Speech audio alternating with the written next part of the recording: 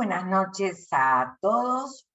Bienvenidos a esta quinta reunión y a este segundo mes de trabajo en donde nos hemos puesto o yo he propuesto como objetivo y ustedes me vienen siguiendo, esto de plantear la dirección de la cura teniendo como horizonte la teorización de Lacan respecto del síntoma. Podríamos decir que el psicoanálisis en el recorrido freudo-lacaniano, de Freud a Lacan, ha ido del síntoma al síntoma. No porque Lacan termine considerando una teoría del síntoma, es que abandona la teoría del síntoma. No se trata de eso. Bien, vamos paso por paso, dándonos nuestros tiempos para, digamos, ir pudiendo captar algunas cosas. Los otros días hicimos referencia al seminario 4, a la lectura que hace Lacan de El fantasma pegan a un niño, y de esa lectura en 3 tiempos, como ahí queda así como confuso, voy a decir, si además de tratarse de lógicas, de tiempos lógicos, ¿hay acaso una seriación? Primero, segundo, tercero. Pareciera ser que Freud en eso concuerda con Lacan. Lacan concuerda con Freud. Vale, mi fallido. Y me da mucha gracia mi fallido. Porque también tendré que estudiarlo, solamente lo digo a boca de jarro, como quien diría hoy. Si acaso esos 3 tiempos no están en relación a los 3 tiempos del ordenamiento de la cura. Lo digo a boca de jarro, tendré que trabajarlo un poco, que pensarlo, y después tomar los riesgos de decir lo que pienso. Porque creo que justamente en este ámbito del psicoanálisis no se trata de hacer doctrina, se trata de poder pensar algo a partir de la propia experiencia clínica, tomando los referentes aportados, en mi caso, por Freud y Lacan. Digo en mi caso porque no he tenido tiempo en mi vida de leer con profundidad los autores post-freudianos. He leído bastante, Melanie Klein y Winnicott y Bion, pero no con la dedicación que le he prestado a Freud y Lacan. Bueno, respecto de ese tercer tiempo, ese tiempo en donde se juega como una forma de desubjetivación del fantasma o de falta de implicancia, pegan a un niño, ¿verdad?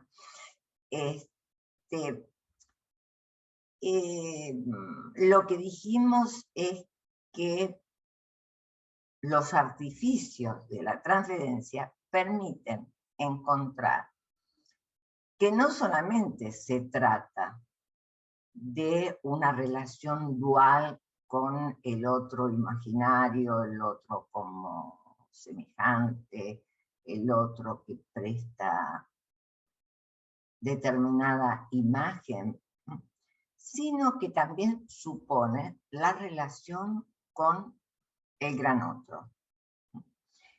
Pues el trabajo analítico permite reconstruir una palabra, podríamos decir, inconsciente, respecto de la relación dramática que presenta el fantasma.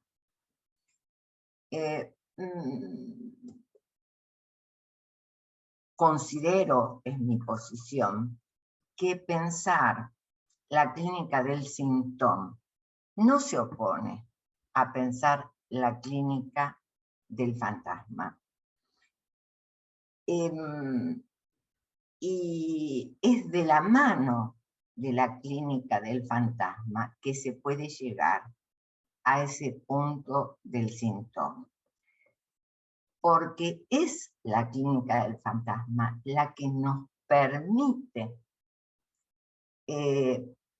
descifrar, nos permite como analizantes, descifrar nuestro lugar en esa relación dramática.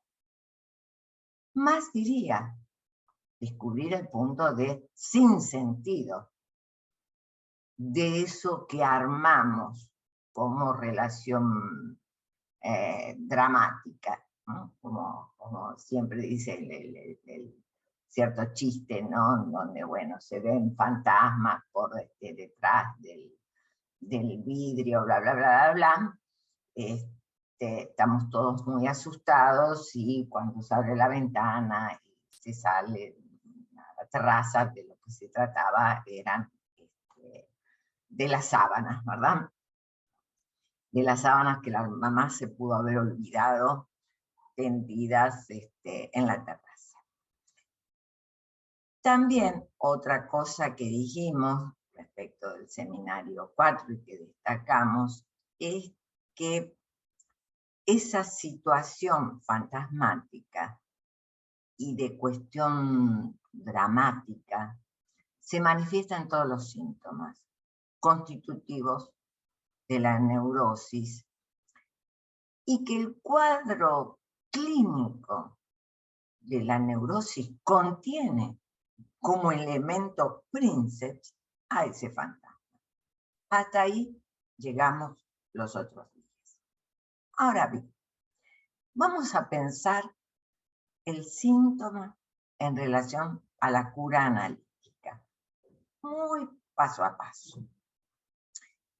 Sabemos que la función del síntoma para el psicoanálisis es fundamental, en tanto, digamos, digamos que es la función del síntoma, el trabajo que el analizante pueda realizar respecto del síntoma hacia la dirección de la cura. Es la dirección de la cura.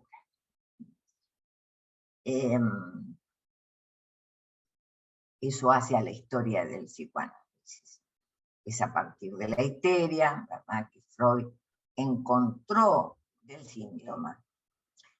Por este motivo yo siempre recomiendo volver a Freud respecto de este tema, no lo voy a hacer yo ahora, pero respecto a este tema pueden volver a la conferencia 17, que es el sentido de los síntomas, los caminos o las vías o los caminos de formación de síntomas, que es la 23, terapia analítica, que es la 28, o esas son de la serie del año 1916-17, o si no, por supuesto, inhibición, síntoma y angustia, del año 1926, con la importancia que tiene ese texto, porque, podríamos decir, allí surge la segunda teoría de la angustia. Nos planteamos la temática central de la praxis analítica, tratar lo real por lo simbólico. Estamos en el eje, por ejemplo, del seminario 11, allí está explicitado que la praxis analítica se dedica a tratar lo real por lo simbólico. En eso consiste la dirección de la cura. Lo marco porque Seminario 11 es del año 64 y ya está trabajando con lo real. Sabemos que respecto de lo real, Lacan ha trabajado, creo que a lo largo de toda su enseñanza, desde funciones del psicoanálisis en la criminología, en adelante vemos cómo él está tratando de abordar eso de lo real. A ver, lo que yo entiendo es que así como Freud se preocupaba por la relación de la representación, después respecto de pulsión va a hablar del representante representativo de la pulsión, ¿no? Y el quantum de afecto, el afecto, y Freud trataba de enlazarlos y no le quedó más remedio que armar un concepto y decir, esto es un concepto. La pulsión no es ningún bicho que camina el cuerpo ni nada por el estilo, ¿verdad? Es un concepto. Freud debió armar un concepto porque hay algo que siempre escapa a esa relación que tiene, podríamos decir, el alma y el cuerpo, que tiene la palabra y el cuerpo, a eso que se escapa del entendimiento, a eso que se escapa de la posibilidad de poner en palabras, de la posibilidad de explicarlo. Así como desde un lado digo Freud, bueno, se mandó un pequeño invento y en 1905, que fue el invento de pulsión, para dar cuenta de qué. De el pequeño polimorfo, pequeño perverso polimorfo. Y el pequeño perverso polimorfo, ¿cómo llega Freud a ese pequeño perverso polimorfo? Y llega justamente por captar que en el inconsciente no hay una representación ni del sexo ni de la muerte.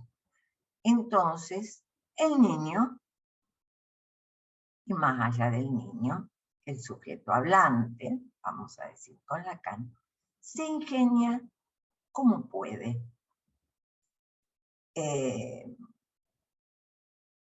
Permítanme expresarme así. Se ingenia como puede, no como quiere, como puede. Entiendo que en ese como puede está la cuestión de hacer síntomas.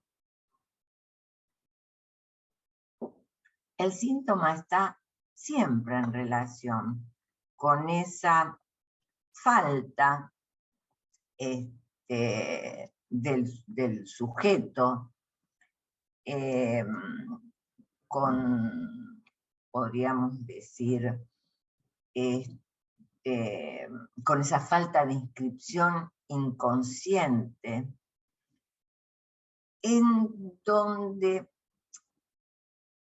no se trata, y esto lo vamos a escuchar con tranquilidad, no se trata de que nos preocupemos o nos ocupemos de darle un sentido, de buscar respuestas a esa falta.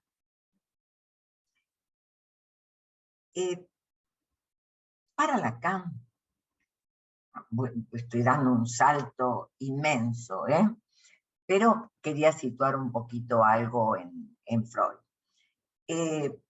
Para Lacan se trata de un sujeto bañado por el lenguaje, barrado por el lenguaje, intrusado por el lenguaje, equivocado por la multivocidad del significante, que lo convierte en, comillas, hablado por el otro, en los inicios de la teoría lacaniana, primera década. O también podemos pensar en el hablante ser a partir del final de la segunda década, la tercera década de su enseñanza. Siempre a condición, ese hablado por el otro de la primera década o el hablante ser de la última década, siempre tiene una condición: no saber nada sobre el sexo y la muerte. Las enseñanzas del psicoanálisis que nos han dejado Freud y Lacan nos muestran el modo en que el síntoma se produce como una marca de la discordancia entre la palabra y el cuerpo.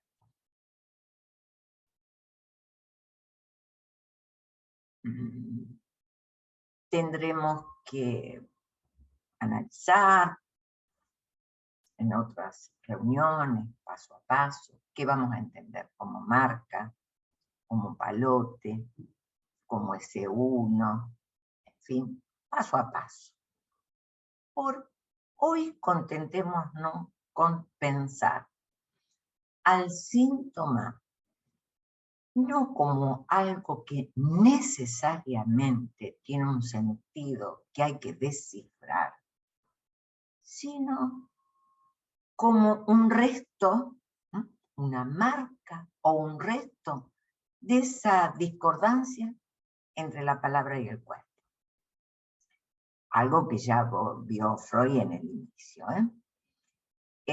Freud tomó las evidencias del síntoma como una desarmonía entre el cuerpo y psique, como el síntoma como una función que denota lo que no anda. Esto suena lacaniano, pero para los que no han leído Freud, por eso les indiqué 3 conferencias freudianas muy sencillas. Quizás Inhibición, Síntomas y Angustia es un texto como para hacer un grupo de estudio solamente sobre ese texto. Pero las 3 conferencias son muy sencillas, están muy bien explicadas y son interesantes de repasar. Freud va a decir respecto de ese invento del concepto de pulsión en 1905. Está ya la misma definición que en 1915. Por ahí hay, en 1915 Freud tiene una, podría decir yo, es una definición con una prolijidad lógica que quizás no la tiene en 1905. Como decir, es un concepto que se nos aparece como, eso es una delicadeza lógica lograda en el año 15, que posiblemente no la tenía en 1905. Pero él lo que va a decir es que es un concepto fronterizo, o sea, articulador. Si digo que es frontera, estoy diciendo que articula. La pulsión también como un representante psíquico de lo que viene del interior del cuerpo y alcanza el alma. ¿Cómo juega aquí lo anímico y el alma y lo corporal? Nunca Freud lo va a explicar. ¿Por qué digo esto? esto, porque por un lado ese concepto fronterizo entre lo anímico y lo somático, como un representante psíquico de los estímulos que provienen del interior del cuerpo y alcanzan el alma. Y bueno, tengo preguntas. Tercero, como una medida de la exigencia de trabajo que es impuesta a lo anímico a consecuencia de su trabajo con lo corporal. Bien. Justamente porque es un Freud con una definición muy lógica, digo, wow, cómo salta de cámara óptica, por así decir, no lo explica, qué es lo anímico, qué es el alma, qué es lo corporal, si es lo mismo que el cuerpo, etcétera, etcétera, o quizás todavía él no lo tendría definido. Lo importante es que está tratando, insisto, está tratando de poder echar luz sobre algo que hizo que la neurología de la época maltratara a las pacientes histéricas, les dijera mentirosas. Y eso implicaba un maltrato muy, muy grande. ¿Cuántas histéricas fueron a parar a la Pitié? Casi como condena, como castigo, te haces la loca, bueno, te voy a mandar a un lugar de enfermos neuropáticos. La Pitié de esa época era un lugar muy especial, porque era, digamos, enfermos neuropáticos, eran los enfermos neurológicos y también los enfermos mentales. Les diría que hoy la Pitié sigue siendo o la Sapefriel, un lugar, digamos que difícil, con pabellones muy grandes, con las ventanas allá arriba. Me imagino que eso sin luz debe haber sido tenebroso. En 1920, Freud realiza una reconsideración de su teoría, creo que dándole gran importancia a su experiencia clínica. La tenía en 1915, 1914, recuerdo repetición y elaboración en un texto clínico de maravilla, en el año 12 sobre la dinámica de la transferencia también. Hay un paquete ahí de textos que se conocen como textos técnicos, pero en sí son textos clínicos. Pero 1920 tiene un lugar especial, porque lo que va a tomar Freud como evidencia es algo que ya traía del año 14, en la repetición que él habla en el año 14, me parece que no es la misma de la dinámica de la transferencia. Y es lo que señalan en el escrito de Más allá del principio del placer. Y es esta frase que ya hemos leído, o que yo he leído varias veces y les insisto y los molesto con la frase, que es esa frase en donde lo que Freud viene diciendo es que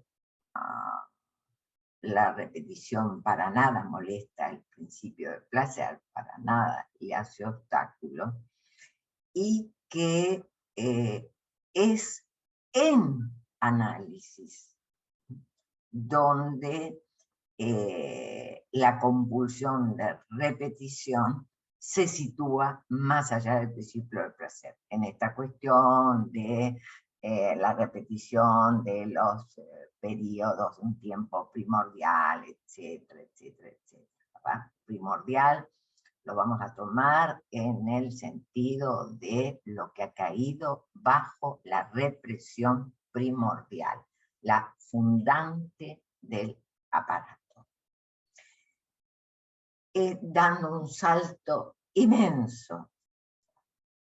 Quiero señalar que en el seminario 11, Lacan dice que la pulsión es un montaje.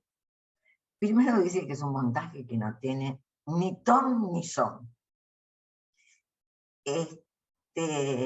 Y después dice que el sentido que tiene es el de un montaje, de un collage surrealista.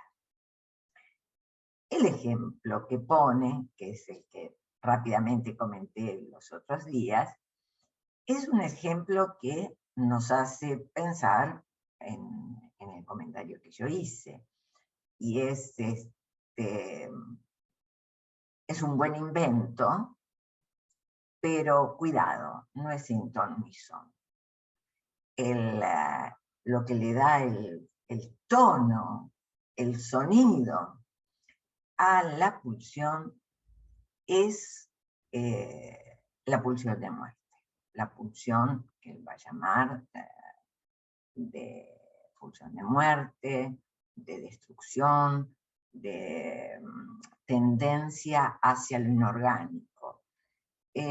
No complejicen esta metáfora freudiana de tendencia a lo inorgánico. No se olviden que Freud tiene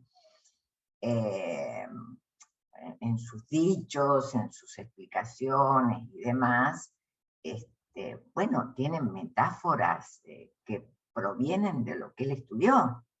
Y entonces el retorno a lo inorgánico no tiene que ver con el retorno a lo inerte, sino que tiene que ver con una descomplejización. Es decir, a ver, la química orgánica es una metáfora química. La química orgánica es la química del carbono, en donde una sustancia puede cambiar de una en otra, no solamente por añadir carbonos, sino porque a la cadena de carbono se le pueden añadir oxidrilos, digamos, moléculas de hidrógeno y de oxígeno, y la sustancia va a ser diferente de acuerdo a si esos oxidrilos se ponen en la forma izquierda o en la parte derecha, en fin. Bueno. Ahora, ¿qué está diciendo él? Nada más que, miren,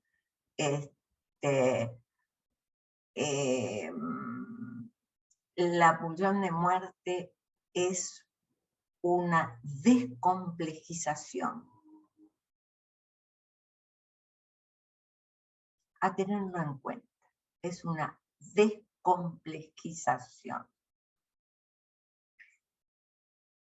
Digo a tenerlo en cuenta porque esto yo lo relaciono con lo que dice en el seminario 11 sobre pulsión, sobre que el penal en demasía, sobre que los psicoanalistas sabemos que hay caminos más cortos, y, no lo dice así, pero algo así como caminos más cortos y caminos más largos. El camino más corto es el de la pulsión de muerte, y el camino más largo es el rodeo, el recorrido.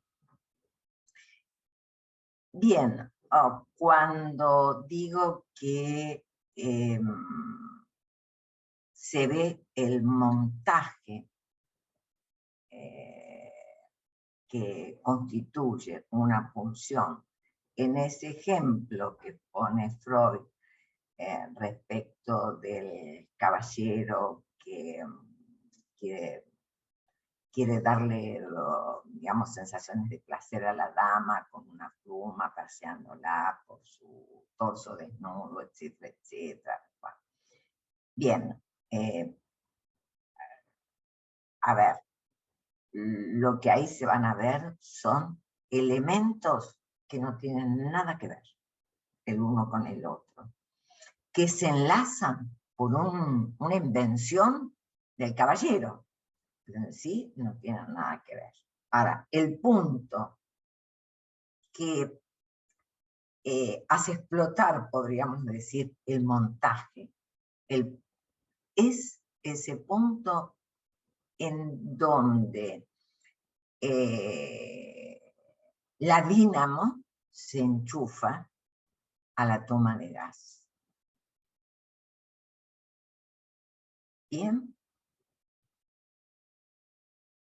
un ejemplo maravilloso, porque eso es lo que puede un humano.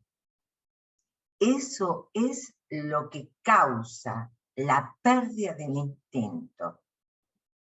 No hay instinto de conservación en el humano. Por eso es capaz de semejante invención preciosa, pero que lo pone a riesgo puro. Bien, entiendo que comparar 1905, 1915, 1920 en Freud, Seminario 11 de Lacan, es bueno, como andar a los saltos. Pero quise citar algunos pocos elementos justamente para poder mostrar algo, captar algo de esa desarmonía que muestra el síntoma. Y que lo va a llevar a Lacan a hacer una lectura muy preciosa de la obra freudiana. Desde lo que dio origen al psicoanálisis, el síntoma marca lo que no funciona. Eso que no funciona, la falta de significante o la falta de inscripción de la sexualidad y de la muerte. Bueno, permítanme el desliz, si quieren, de decir, eso es lo que Lacan va a llamar como la relación que no hay. O sea, la no relación sexual. Y el síntoma justamente se articula como una evidencia de que no hay saber en lo que concierne a la sexualidad y a la muerte.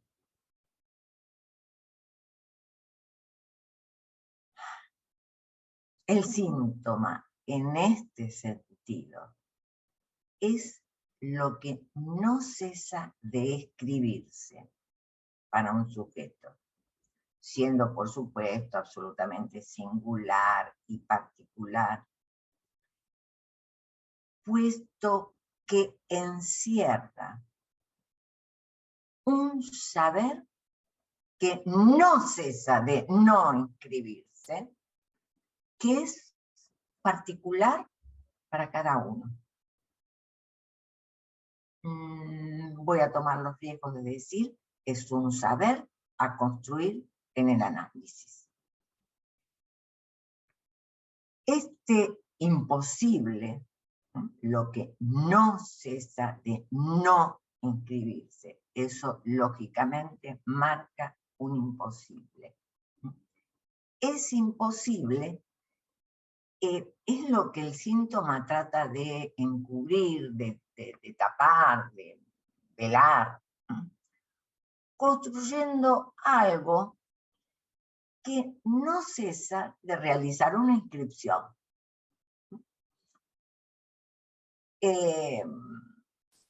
Digamos, el trauma fundamental, esa marca que deja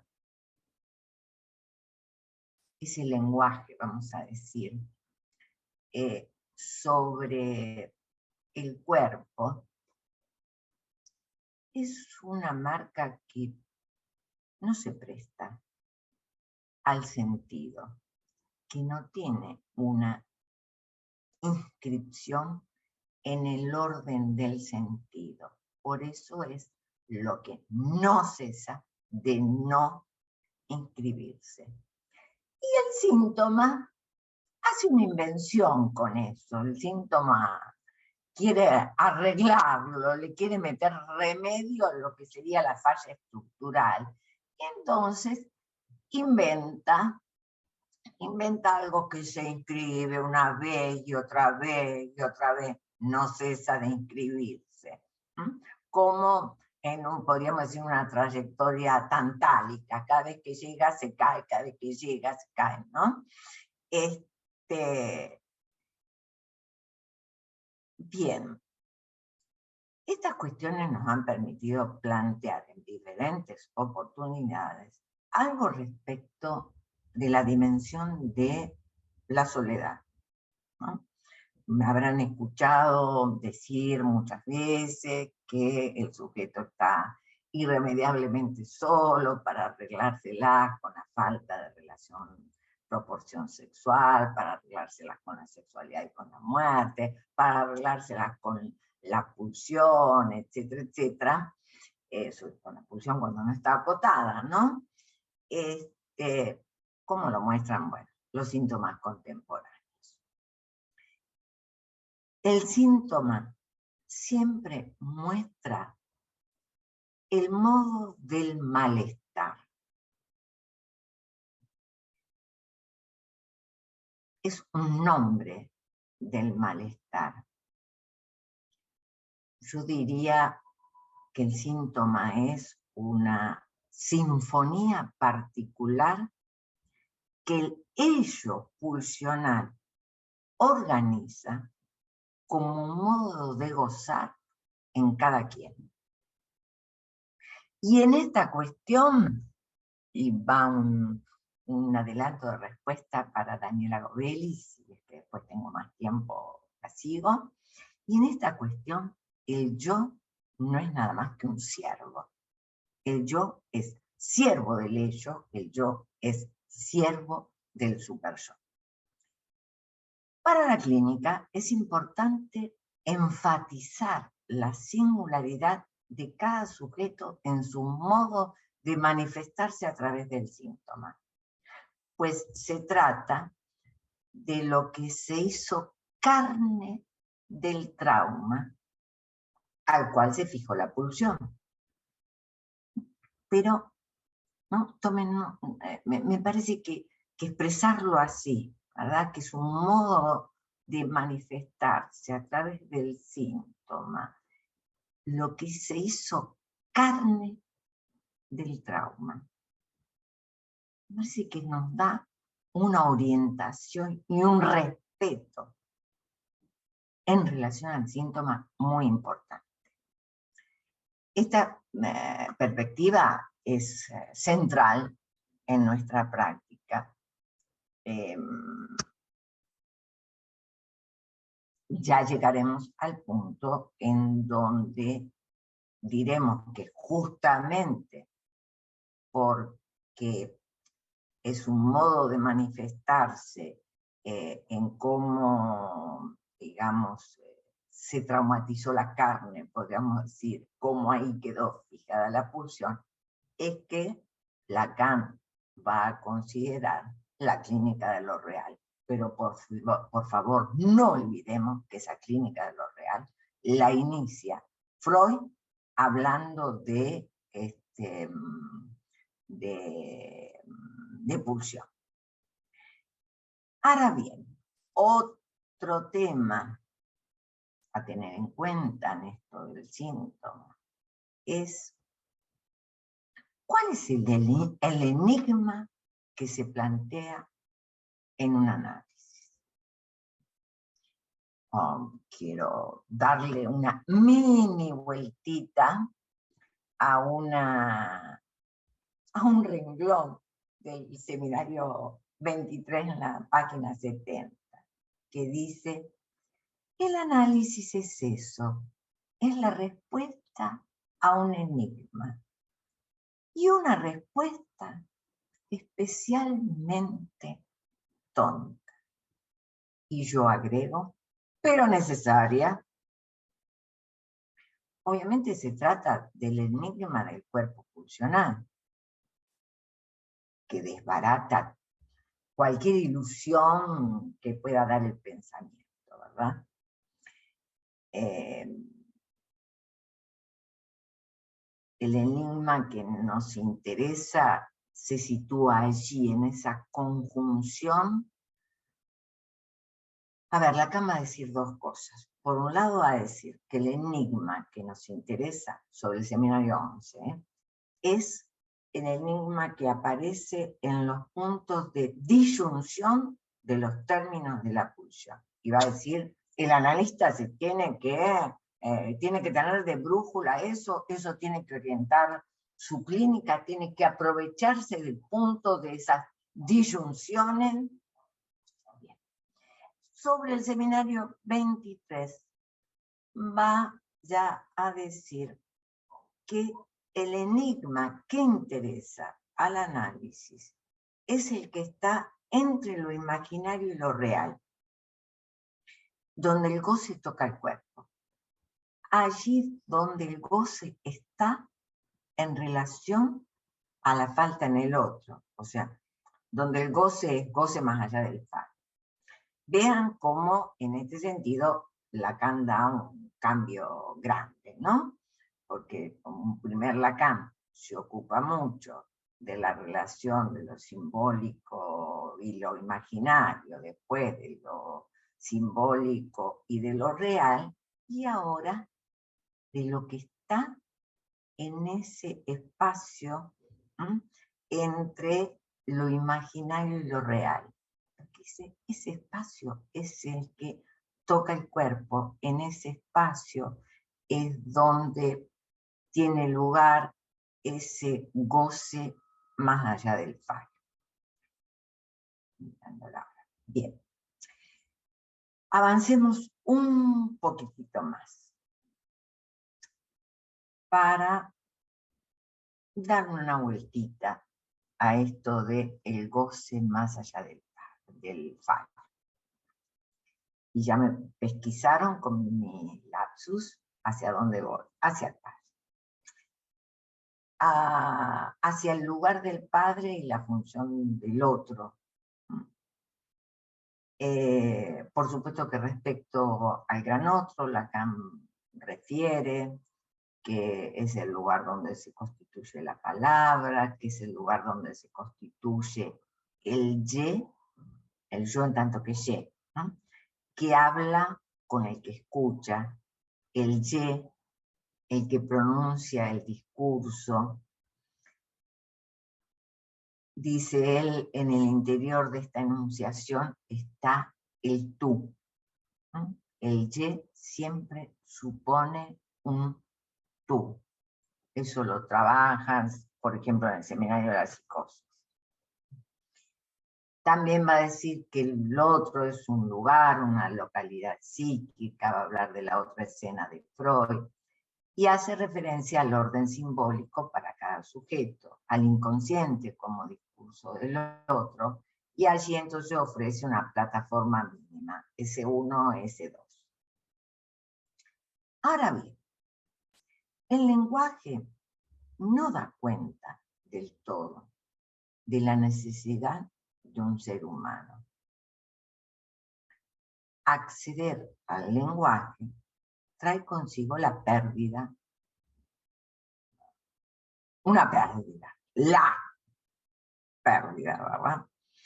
Hay una imposibilidad de decirlo todo. A esto se le puede llamar la castración estructural. Y de ello se trata la falta del encuentro entre los sexos, la no relación sexual. En este lugar se instala una ficción, un cierto sentido dado al goce, ¿no? Que Lacan va a llamar el goce sentido, que va a ubicar entre lo imaginario y lo simbólico, etcétera, etcétera. Freud atribuye al padre la responsabilidad de dar ese sentido. ¿Por qué? Porque el padre de Freud es el padre de la ley. Es el padre que regula y marca las condiciones del goce, del mito edípico, bla, bla, bla, bla. Bueno, ya conocen ustedes la cuestión.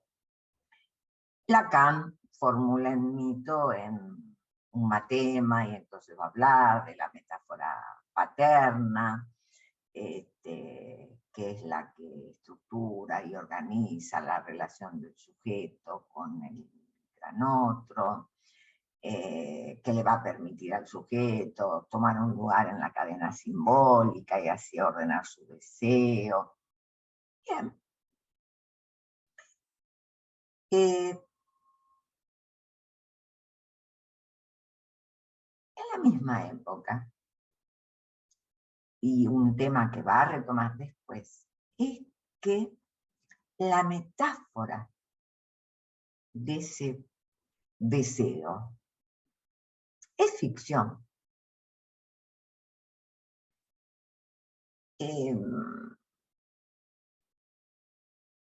Que hay algo que ha quedado fuera de la cadena simbólica y que es por eso que necesita metaforizarse. Y que lo que se metaforiza es el deseo materno. Y que una forma de metaforizarlo es a través del significante fálico. El goce, entonces, quedaría encarcelado en la función fálica. Pero aquí lo tenemos. Hasta ahí, digamos, tenemos muchos escritos de Lacan en ese sentido, ¿verdad? Años 57 y 58, Seminario 5, etc. Ok. Ahora,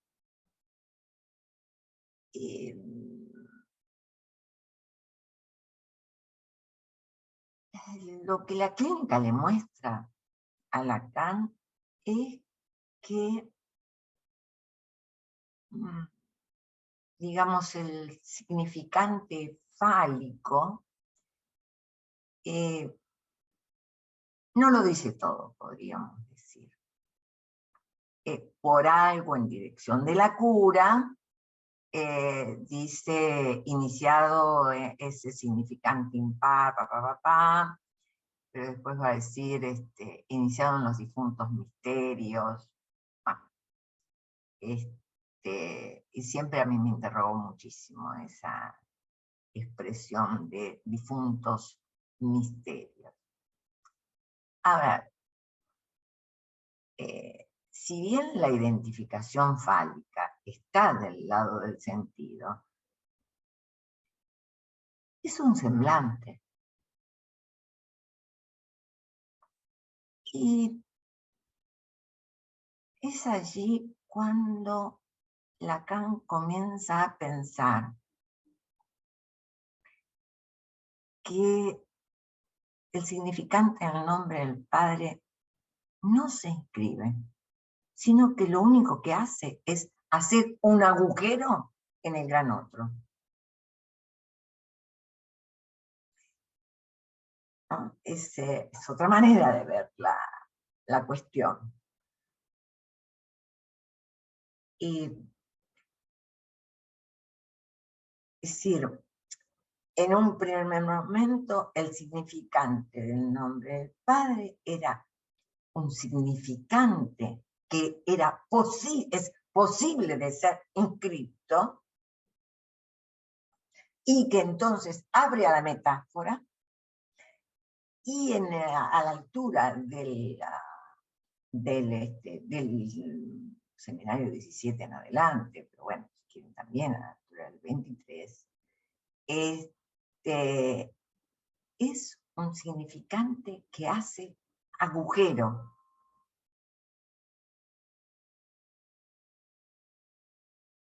E inventa algo e insiste algo con algo. que lo viene trabajando desde el seminario 5, porque ahí aparece una puntita, y es el significante de la falta en el otro. Después va a hablar de la inconsistencia del otro. Dura 17 en adelante, 23 se despacha al máximo con el tema de la inconsistencia del otro. Pero una mini referencia la vamos a encontrar en el propio seminario 5.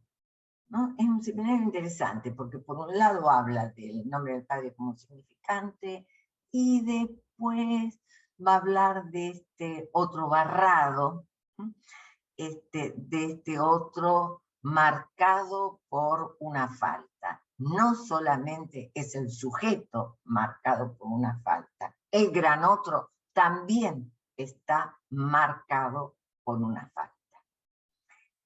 En el seminario 17, Lacan hace todo un raconto, un estudio de los mitos freudianos relativos al padre.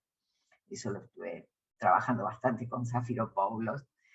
Y concluye que bueno, que es el deseo de Freud, encontrar una equivalencia entre el padre y la posibilidad del goce para el ser hablante. Va a terminar diciendo, bueno, Freud se detuvo en el Edipo como regulador del goce. Y obviamente se sacó el sombrero, ¿eh? No lo dice peyorativamente, lo dice, bueno, llegó hasta acá, no es poca cosa. Ahora bien, el padre no es la condición del goce. Ese es el gran giro que va a pegar. El goce está relacionado con el discurso y el síntoma es efecto del discurso.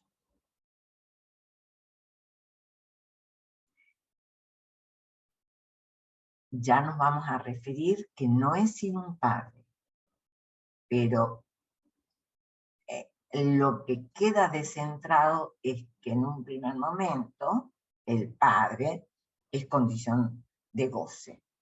El padre es el que regula el goce, con su ley, con el no del padre, etc.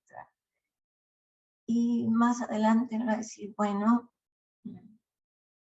¿no? El goce está relacionado específicamente al discurso, y el síntoma es un efecto.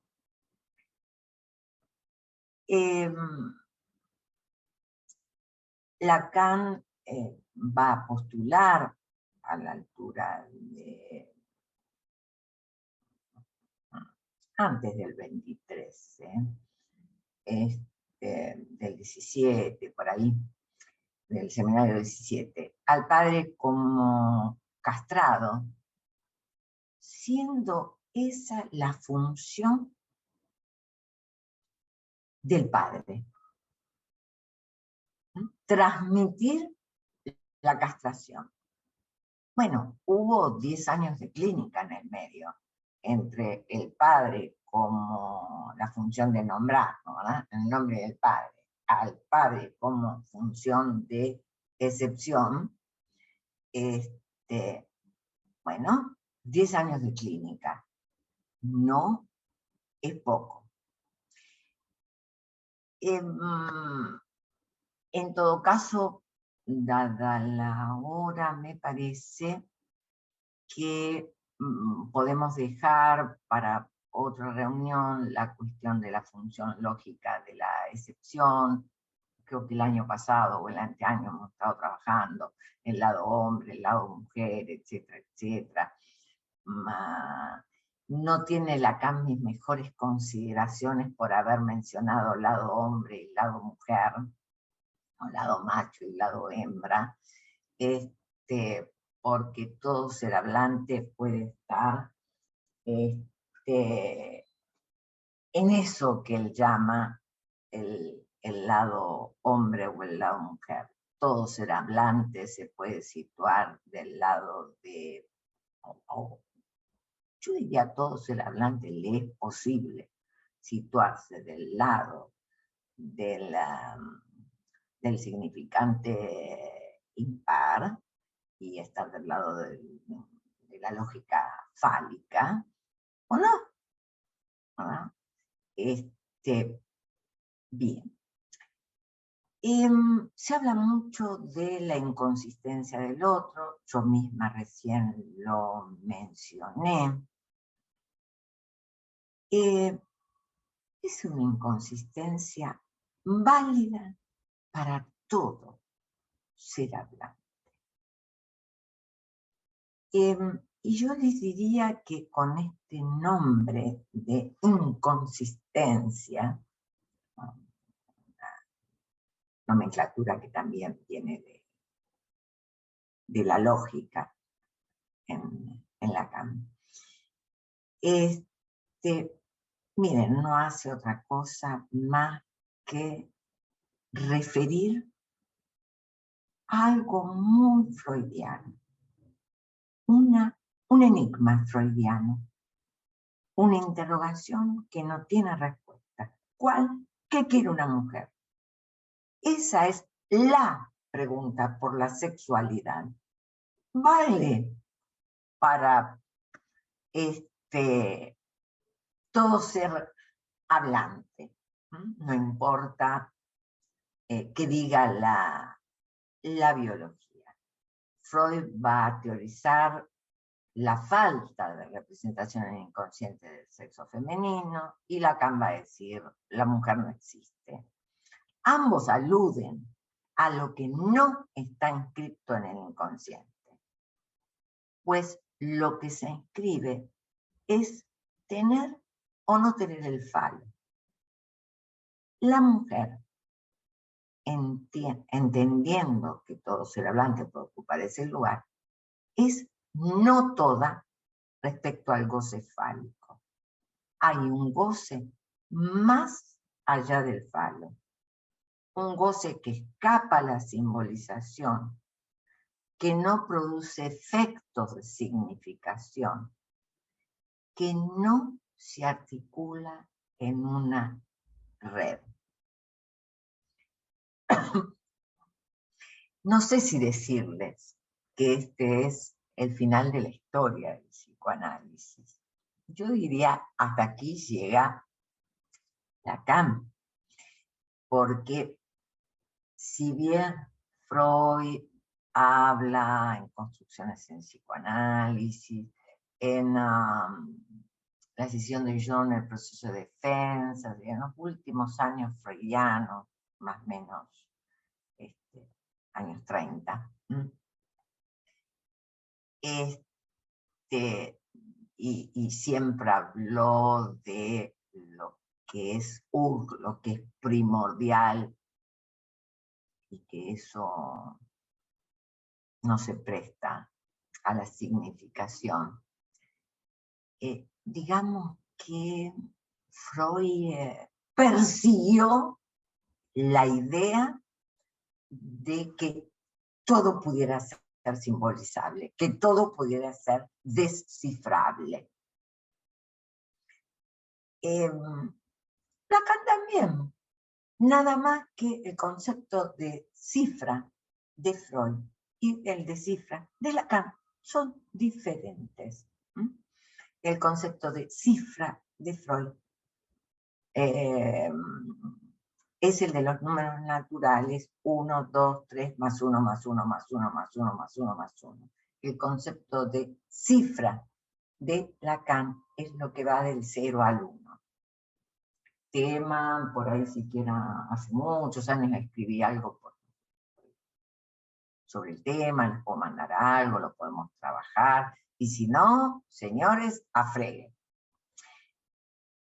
El punto es saber, no importa con qué ilustración a partir de Frege, etcétera, se puedan decir las cosas. El punto es saber que hay algo que no se presta a la simbolización, que hay algo de eso que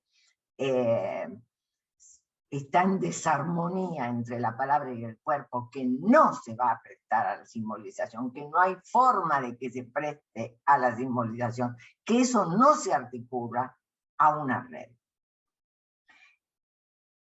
Y la mujer no existe. Es un modo de hablar sobre lo que marca en el cuerpo y se conecta así con lo real, con la letra, que es diferente. Ahí entonces después nos vamos a dedicar a ver un poquito la diferencia entre lo que es significante y lo que es la marca. Lo que nos va a decir Lacan en el seminario 23 es que lo real es sin ley. Hay leyes del lenguaje, totalmente. Pero la lengua, esos sonidos que quedaron en el resonador coclear, por así decir, esos sonidos que hicieron resonar un cuerpo, esos sonidos que el infante capta, sabe que le atañen y no los entiende. Esos conforman una lengua que está formada por contingencias. Me parece que este es el punto interesante, poder captar que ese, digamos, inconsciente estructurado por un lenguaje, ¿no?, pasado 3 décadas, sigue siendo un inconsciente estructurado como un lenguaje, ¿no?, pero que interno está el concepto de la lengua, ¿no?, de la lengua, como ese resto del habla, como ese resto que se precipita del lenguaje, y que no es nada más que una contingencia. Justamente a partir de esto es que pienso que el psicoanálisis tiene mucho para ofrecer. Porque cada humano construye, sin saberlo, un goce a partir de la lengua. La lengua es un encuentro primario y caótico con un otro. Con un otro que realiza una acción específica importantísima, le dirige la palabra. Pero es un encuentro caótico por la pluralidad de los significados de una palabra o de una frase. Eso no responde a una ley previa, es absolutamente contingente. El neurótico en su análisis, cada uno en su propio análisis, el analista en su análisis, construirá un sentido a través de una elucubración fantasmática, siendo esto una construcción secundaria, pero en mi consideración, elucubración necesaria, pues con esa elucubración se enfrenta la vida. El tema es el modo en que se articula para que un sujeto se soporte en esta trama fantasmática, como quien diría, sin tener que estar condenado a penar en demasía. Y ahora, ahí está. Sí, hasta aquí llego.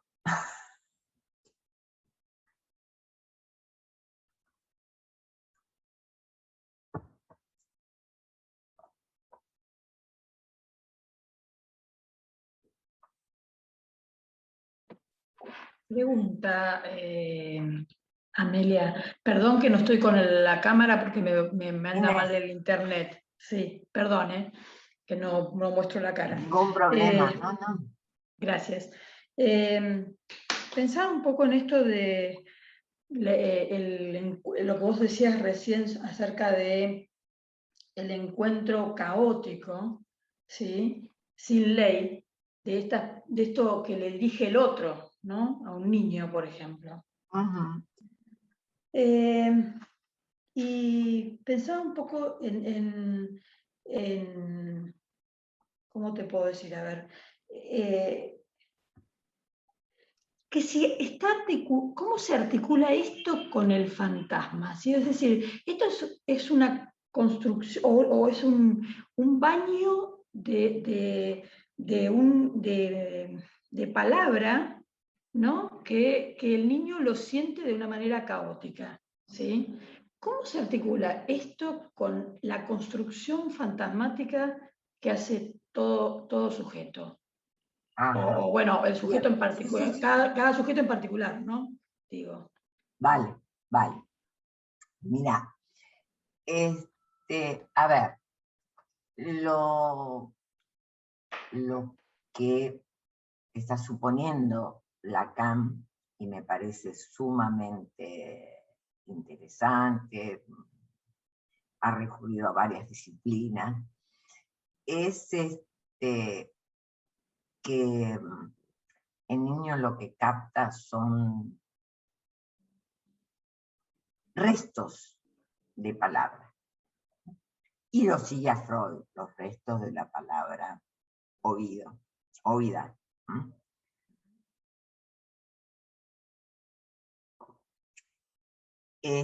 Desinencia, pequeñas partículas. Ahora,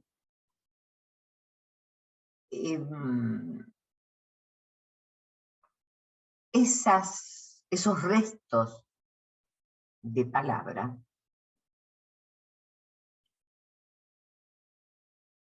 que golpean el cuerpo. Si querés que te lo diga en una forma dramática, sino también te podría decir, bueno, que acompañan la primer mamada. Pero no olviden que la vivencia primaria de satisfacción es la resolución de un estado de tensión. Primero hubo un estado de tensión que la vivencia primaria de satisfacción vino a resolver. Entonces, siempre ese resto oído es un resto de palabra, podríamos decir, que está enlazado con algo del cuerpo. Ahora bien, cada sujeto está enlazado con algo del cuerpo, eso Freud después va a decir que la pulsión se monta en eso y va a hablar del trauma y de la fijación de la pulsión al trauma. Y con eso, con esa marca, cada sujeto arma la particularidad de su historia. ¿Cómo puede? ¿Cómo le sale? ¿Cómo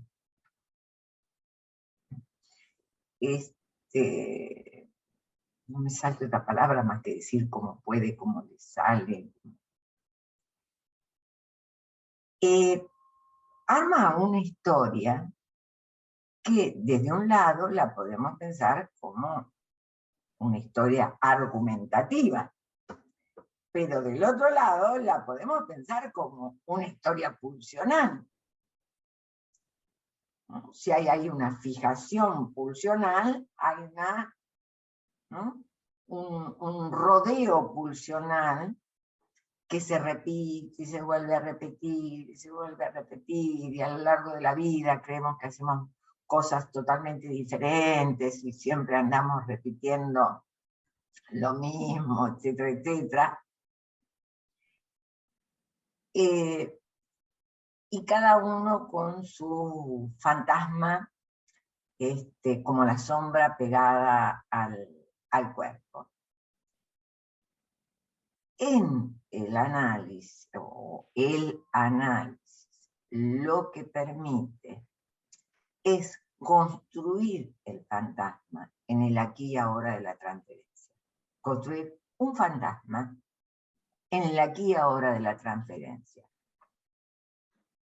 Nada nos va a permitir decir, llegó con tal fantasma. No. Eso es el cuento que querríamos tener todos los analistas para decir, Hollywood. nuestra teoría es Hollywood. Todo lo conocemos, todo lo podemos explicar. No. Evidentemente tengo que pensar que digamos, el paciente, si es neurótico, llega a la consulta con un fantasma, fantasma que resume su neurosis. La neurosis es un despliegue de montones de variantes de esos.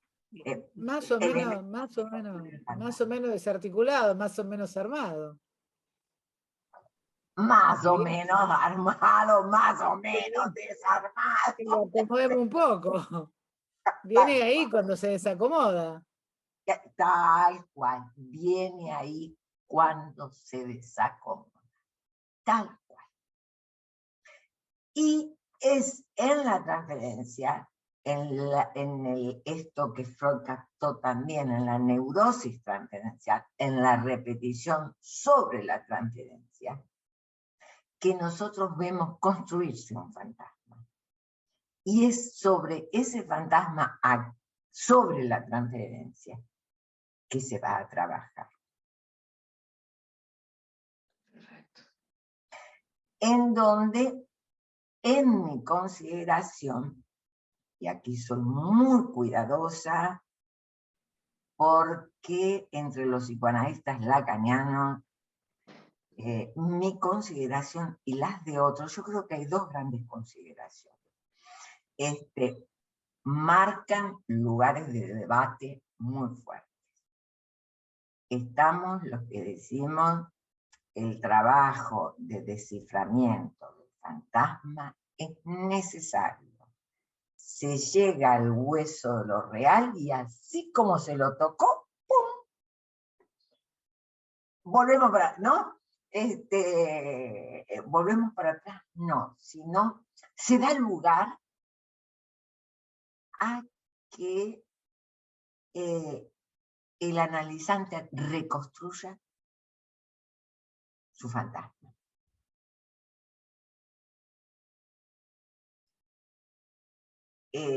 Porque quedarse pegado al hueso de lo real es lo más mortífero que puede haber.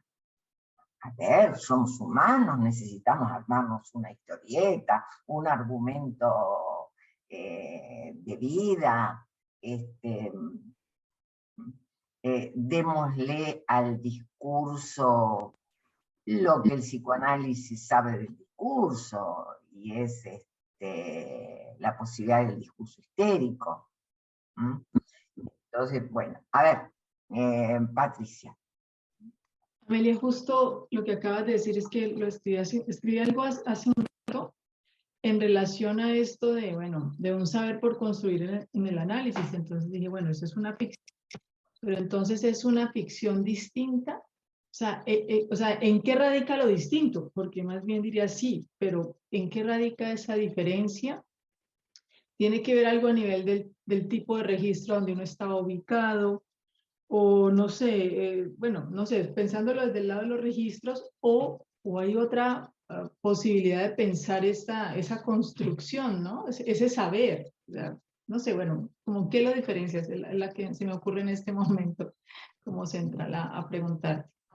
Yo lo que diría es, antes de un análisis, el fantasma está,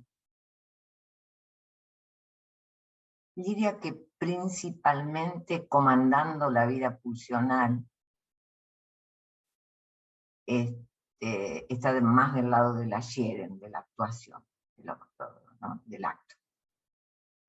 Y por eso lo relaciono más con lo pulsional y con el trayecto corto de la pulsión.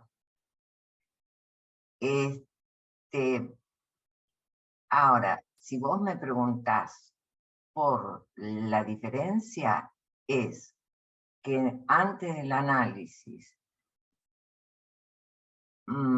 podríamos decir, no hay saber sobre el fantasma, es una, digamos,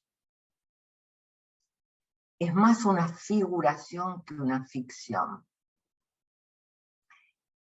Aquí tendríamos que llamar a los abogados y que nos hablen un poco de la fictitius. Bien, todos tenemos anhelo de ser. Bien. El tema es que somos capaces de, por ser, pagar absolutamente muy caros. Y entonces, ser el golpeado, por ejemplo. Ahí no hay invención, ahí hay repetición por iteración. Lo que un análisis permite es que la repetición haga el rodeo del lado de la invención. Yo no voy a decir que el análisis va a sacar a alguien de la repetición, pero lo va a sacar de el modo de repetición por iteración. ¿No? Vuelvo a pegarme con la misma piedra, para encontrar otros modos, lo que Lacan va a llamar el bien inventar. A ver. Tampoco es objetivo del análisis que un sujeto no repite, que no repita. No es objetivo. No es el objetivo del análisis. Si va a repetir de acuerdo a sus identificaciones, a su historia, a sus otros. Se trata de que repita con diferencia. Yo lo que te diría es que repita con diferencia. Ahí está. Y que soporte la diferencia. ¿No? Porque a su vez, eso es el salto generacional. Aparte, cuando uno le dice, ay, mirá, es igual al abuelo, ahí le está dando una manito de aquellas, no a un niño, ¿no? Con sus pros y sus contras, en este sentido, cuando uno dice, ay, mira, es igual al abuelo, por un lado le estás dando filiación que es necesaria. Por el otro lado, claro, la frase puede ser una sentencia por arriba de la cabeza de serás, ¿no? Como es muy inteligente o un criminal, ¿no? Como el hombre de las ratas. Como el hombre de las ratas. Como buen neurótico va a tener que hacer algo con eso. A ver, como buen neurótico te diría, un neurótico no analizado lo que hace es pagar muy caro por eso. No, claro. En demasía. Mientras que un neurótico analizado lo que puede hacer es poder inventar con eso, inventar modos para arreglarse con eso. ¿Sí, Marcelo? Sí, acá Amelia me quedé pensando en esto que dijiste, antes del análisis hay figuración y hablaste algo de la fictitio, no sé qué es eso de los abogados. ¿Qué es eso? Está Claro, bueno. sí, porque los abogados tienen una figura de la ficción que no es la popular, por eso aludí a los abogados. La versión popular de ficción es más o menos como algo falso. Y para digamos, la filosofía jurídica, por así decir, la ficción es la única realidad a la cual se puede abordar, que es la realidad de la palabra. Mientras los psicoanalistas nos creemos los grandes reyes, cuando hablamos de la palabra y la realidad creada a través de la palabra, y que la única realidad que hay es la realidad virtual, bien, cuidado, vamos paso a paso, porque la filosofía jurídica nos gana varios cuerpos en esta cuestión de la realidad creada por el relato, la realidad creada por la palabra, la realidad creada por el testimonio.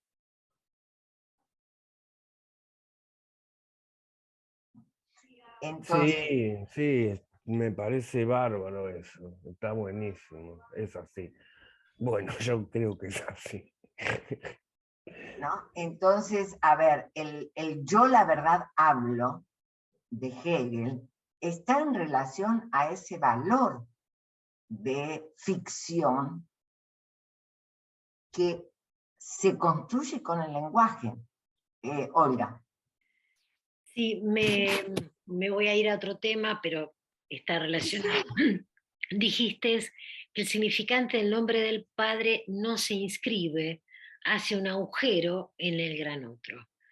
Me quedé reculando con lo que dijiste y pensaba, si esto también nos invita a leer de otro modo el grafo del deseo, porque el significante del otro tachado, ¿no? O sea, estaría, digamos, que está justo arriba del fantasma, ¿no? O sea, digo, me empecé a lucubrar por ahí.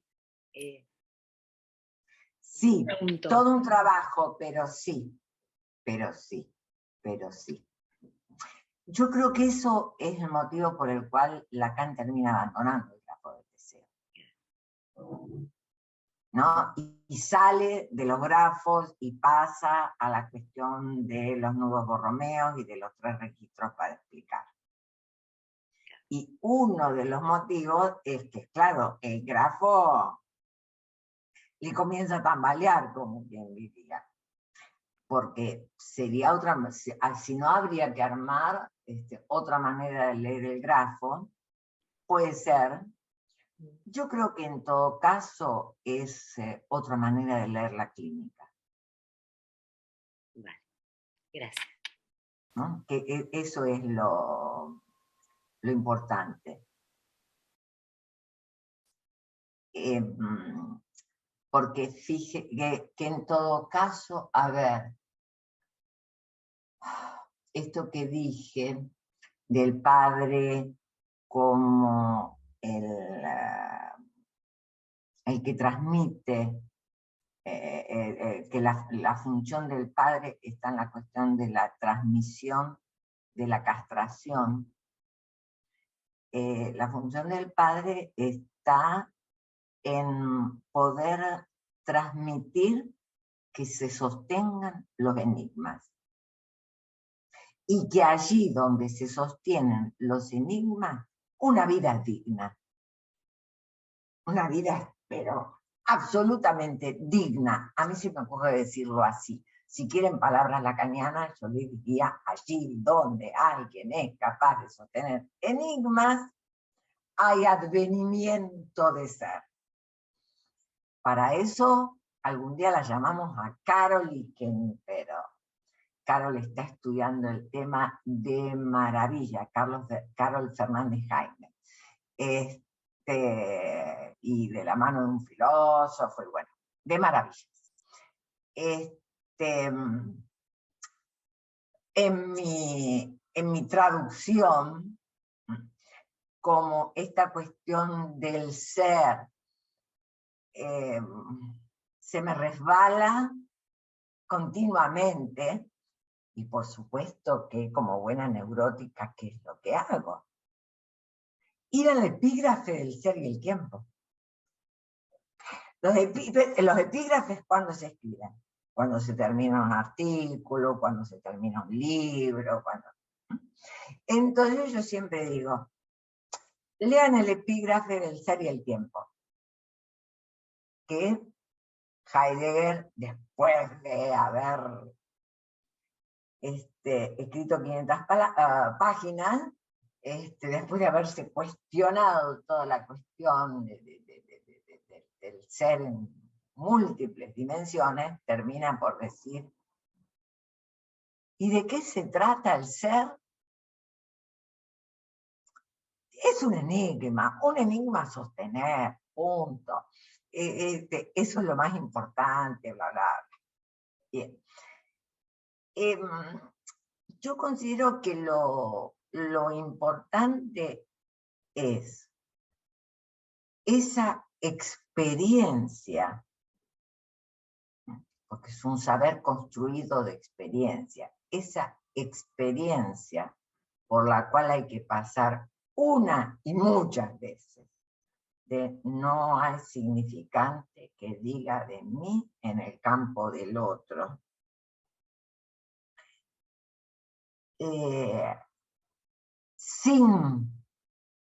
O quizás sin no. Para que en esa experiencia se caiga la suposición de que el otro tiene que atribuirme el ser. ¿No? De que el otro me tiene que predicar, de que en el análisis se pasa una y mil veces por esa experiencia, que uno a veces dice, ay, por Dios, otra vez hablé de lo mismo, pero vean el caso, yo les pasé, si no se los vuelvo a pasar, María Maruja o Dirne, en donde creo que esa mujer dejó de ser estúpida. Esa mujer, por sostenerse en un grado de filiación, era lo que ella dijo, estúpida. Lo que supuso que yo le dije. Bien, ella deja de serlo.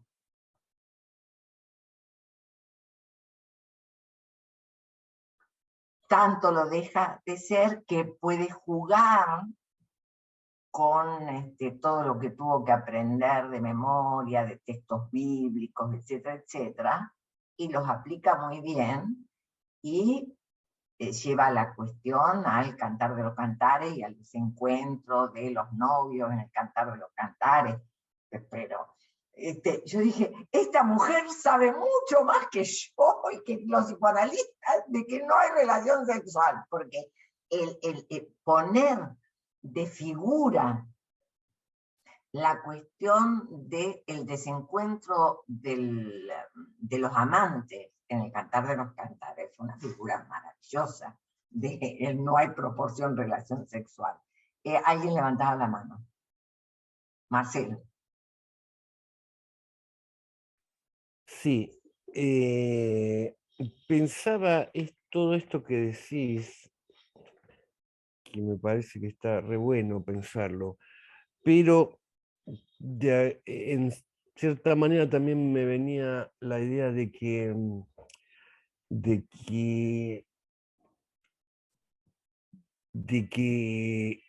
a ver, ¿cómo lo digo? De que hay de que la sensación que me queda es que me vuelvo a preguntar cómo hacer para que el fin de análisis no se vuelva algo cínico.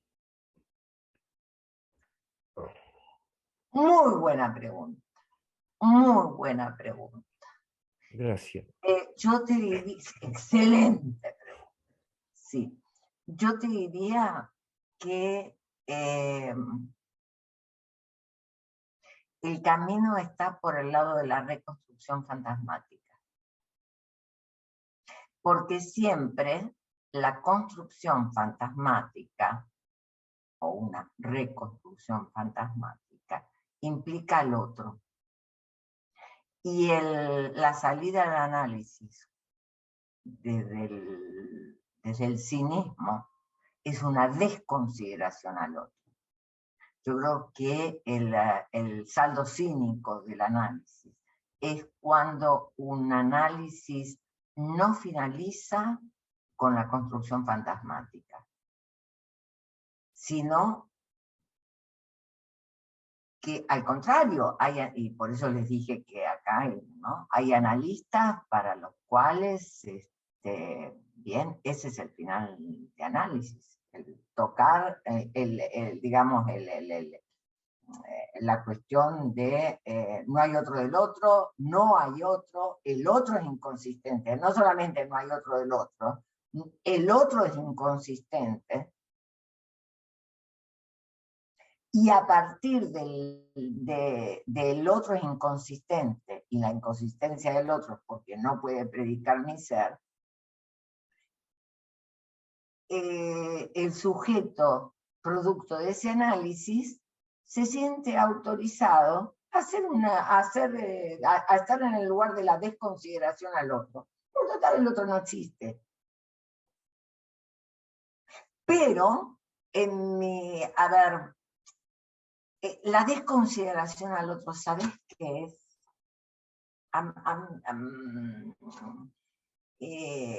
El término canalla, el término cínico, en mí dicen poco. Yo lo que considero es que la desconsideración, no se puede ser tibio con la desconsideración al otro. La desconsideración al otro es el otro no me importa. Y si el otro no me importa, lo pisoteo, lo maltrato, es decir, eso se llama crueldad. Me autorizo a ser cruel.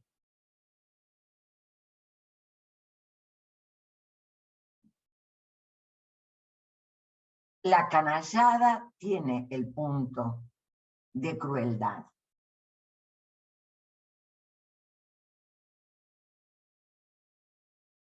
Y en ese sentido, yo no soy partidaria de que un análisis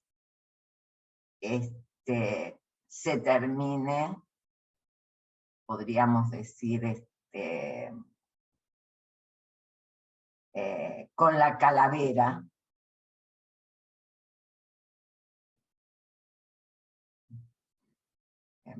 No sería partidaria.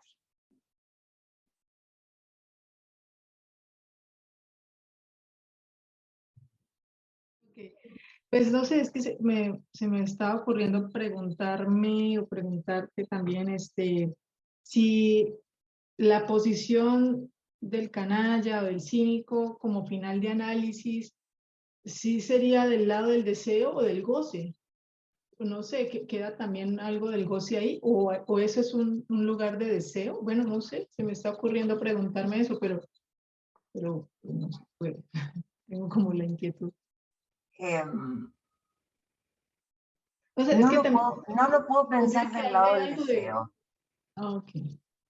No lo es que puedo creo que pensar lastimando a otro de esa del lado forma. del deseo, porque el deseo siempre posiciona a un sujeto en relación a la falta.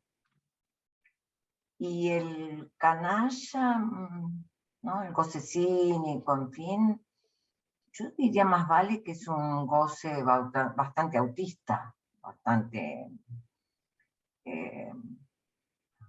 digamos, del que se las arregla solo, pero goza arreglándoselas solo. En vez de que queda del lado del goce, de un goce autorizado por el análisis.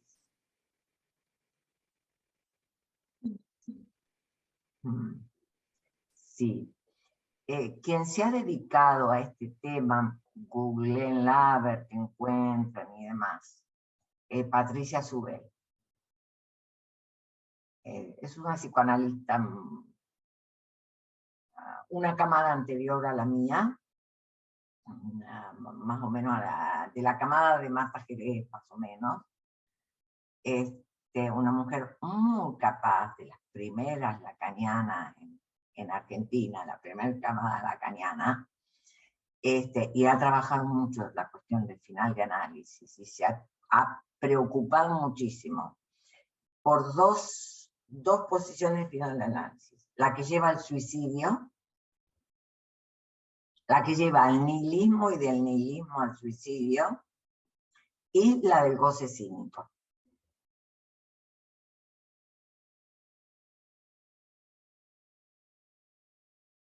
¿Cómo se escribe? Porque no... A-Z-U-V larga, Azubel.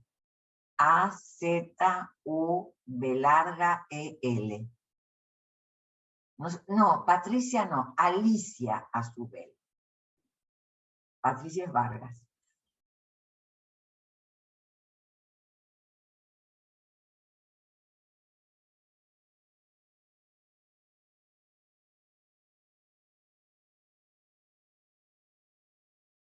Bueno, y creo, Amelia, disculpa, qué pena, es que entonces, bueno, me llevas también a preguntarme cuando se habla de si hubo o no análisis, ¿cierto? Bueno, qué pasó con la posición allí del analista, si se ubicó como analista o no?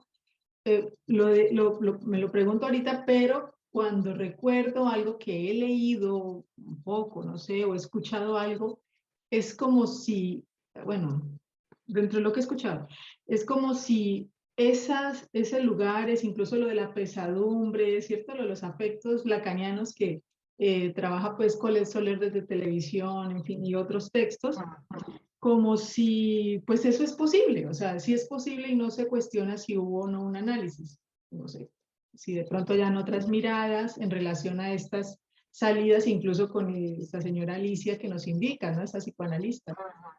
Bueno, algo a revisar, me dejas allí como con la inquietud.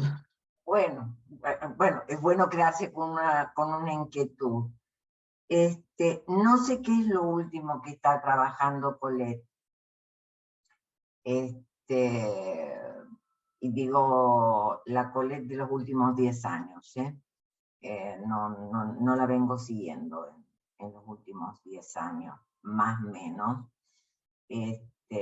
Porque bueno, estoy siguiendo a otros en los foros y bueno, uno no puede con todo, etc.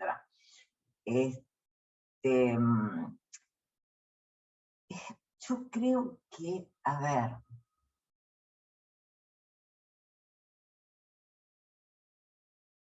yo no sé si la pregunta es si hubo o no hubo análisis.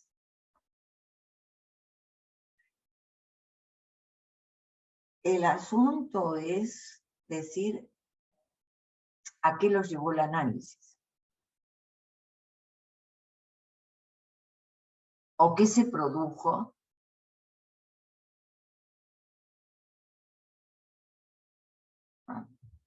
¿Qué se produjo como resultado de una relación con un analista? En donde, a ver,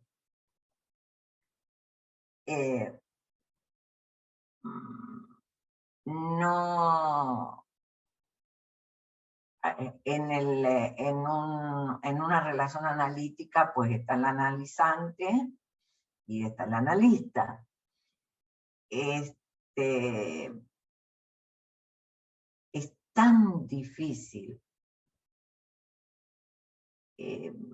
la pregunta si hubo o no análisis. porque cada uno llega con su análisis hasta donde puede, porque cada analista podrá conducir los análisis de acuerdo al momento de su propio análisis.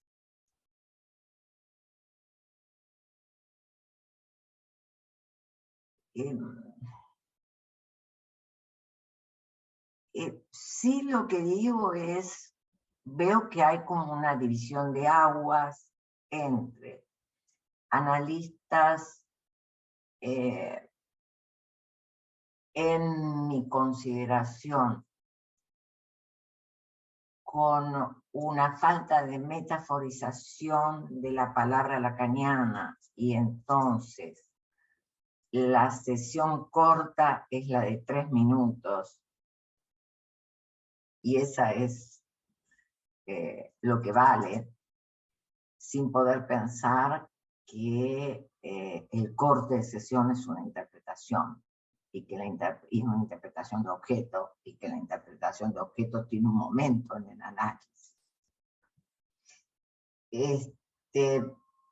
Si no, bien, analista lacaniano, sesión corta, y listo. Como si la sesión, porque fuera de 3 minutos, o 10 minutos, o 20 minutos, o media hora, o 1 hora, es como si el tiempo cronológico de la sesión garantizara que el analizante va a salir y se va a cuestionar, y va a hacer transferencia al trabajo analítico, y va a interrogarse cosas, y dejar que una interrogación trabaje, etcétera, etcétera, etcétera. Hay quienes toman como al pie de la letra, sin metaforizar, algunas axiomas, o hacen de algunas frases lacanianas, y a veces son ironías lacanianas, axiomas. Entonces tenemos lo de la sesión muy corta, tenemos los que jamás hacen un trabajo de cruzar simbólico y real, simbólico imaginario, hacen un trabajo de desciframiento. No inventan en la táctica, sino que hacen el estándar lacaniano, y otros que, bueno, tienen otras consideraciones, como, bueno, los 3 tiempos lógicos de la dirección de la cura,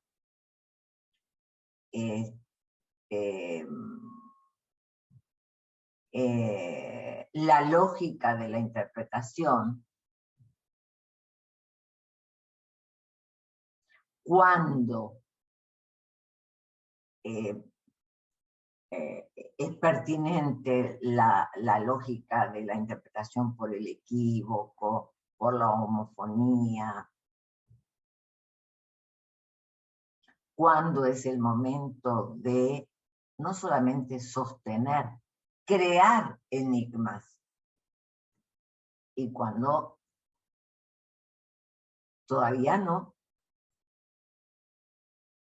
porque si no tenemos indicios. Les voy a enviar en Affectio Societatis número 12. Encontré, Affectio Societatis es una revista del Departamento de Psicoanálisis de la Universidad de Colombia, de la Universidad de Antioquia, de Medellín. Y ahí encontré sobre el significante de la transferencia. Yo me acordaba que una vez había estado no es jurado, es comité, ¿no?, para seleccionar trabajos, y me acordaba que había leído un trabajo muy bueno sobre el significante de la transferencia. Ahí se los voy a enviar. Si no está instalado el significante de la transferencia, o sea, si no tenemos los indicios de que algo se repite aquí y ahora sobre la transferencia, hay analistas que entendemos que tanto Freud como Lacan lo que dicen no es momento de trabajar con el enigma. Espere. Porque, a ver, así como un analista no hace una anamnesis,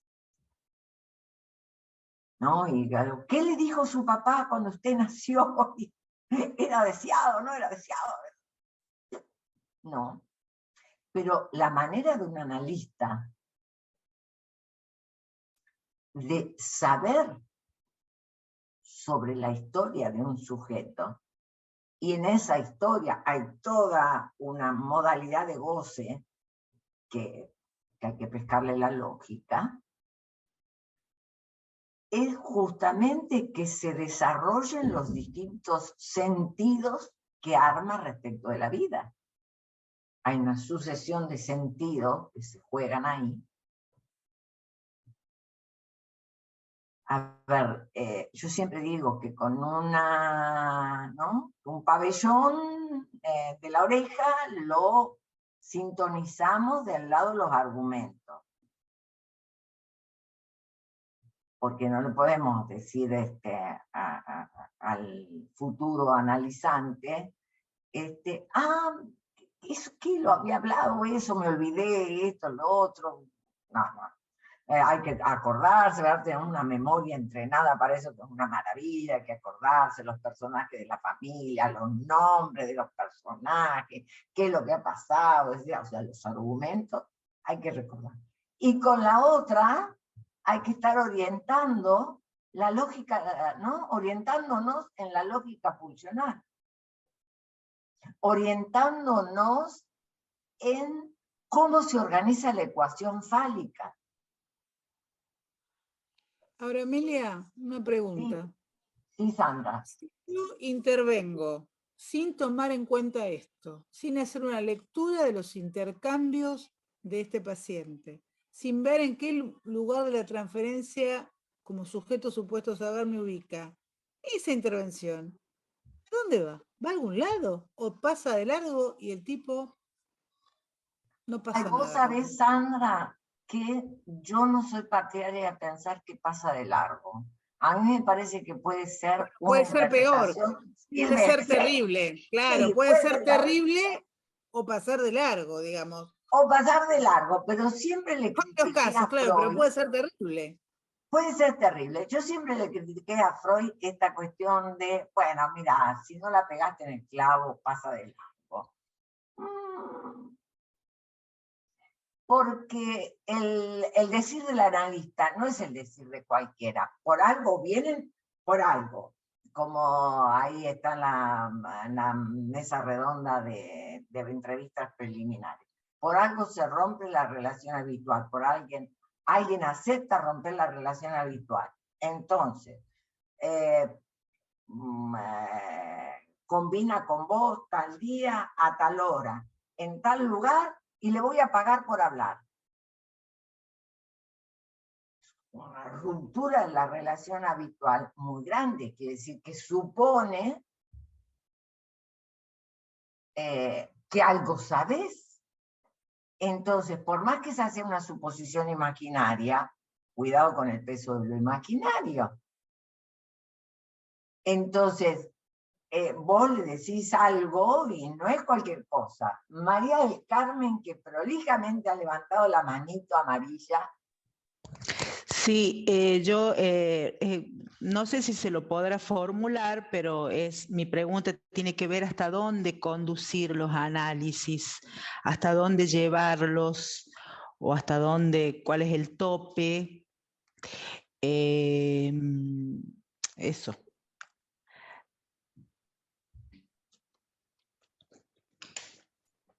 O sea, hasta dónde, sí, se me ocurre pensarlo así, conducirlos, llevarlos o empujarlos. Está bien, valen conducirlos, llevarlos, empujarlos, sostenerlos. Sostenerlos. Todo eso, causarlos.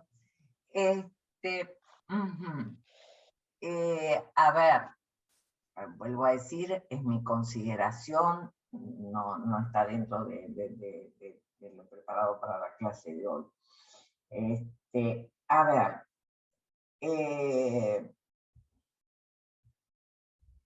hasta que haya una posición del sujeto respecto del goce que no sea ruinosa.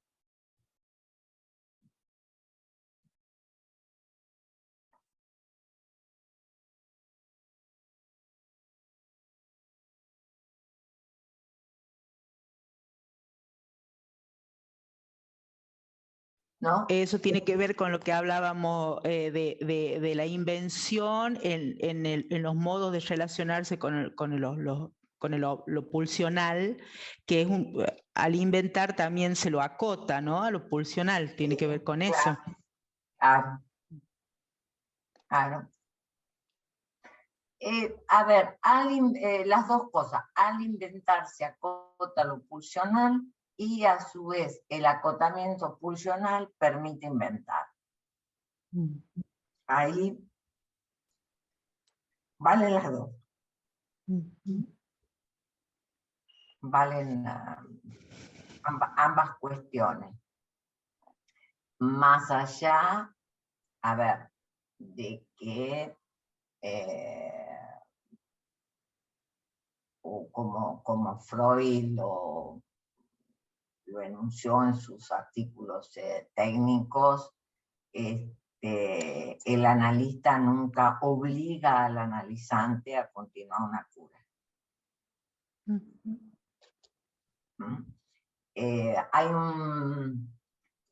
Siempre recuerdo muchísimo a Eric Laurent, que una vez frente a una parrilla que nos llevamos a comer, que se llamaba Todo bicho que caminaba para el asador, él dice, en Buenos Aires, todo bicho que camina va para el diván. Y él nos decía, primero, que le llamaba la atención que teníamos todos los pacientes en diván. Y segundo, que no teníamos el concepto de consulta. Y alguien que viene por una consulta o por un grupo de consultas que quiere hablar con un analista, que sabe que existen otras terapias, ¿no?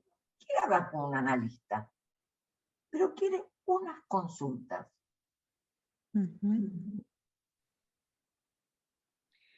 Y la intervención de un analista es diferente.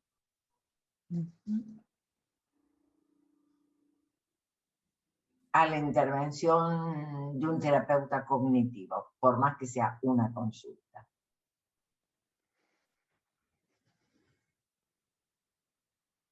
Amelia, hay una pregunta que escribió Jensi.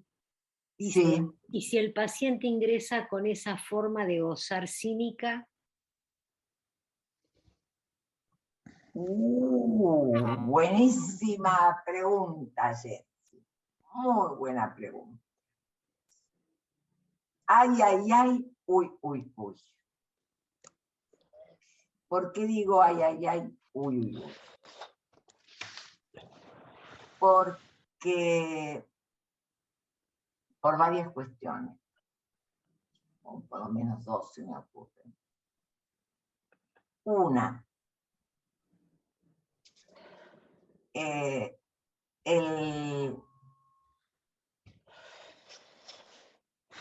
las entrevistas preliminares servirán para ver si ese paciente puede volverse analizante o si siempre va a quedar en entrevista.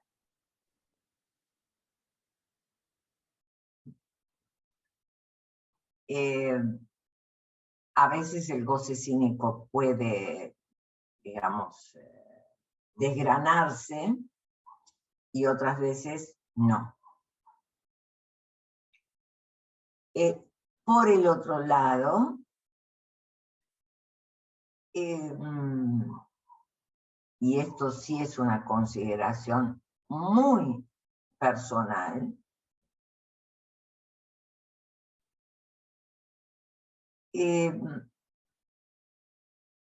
están las entrevistas preliminares de la mesa redonda que les pasé. Son preliminares para el futuro analizante, para el analista no, pero sí sirven a los dos para saber dónde van, en qué platos van a poner los pies. Bueno, Muchas gracias, gracias. Amelia. Buenas Gracias. noches. Buena semana. Gracias, Amelia. Chao, chao, buenas noches. Chao, chao. Chao, buenas noches, que descansen. Chao, chao.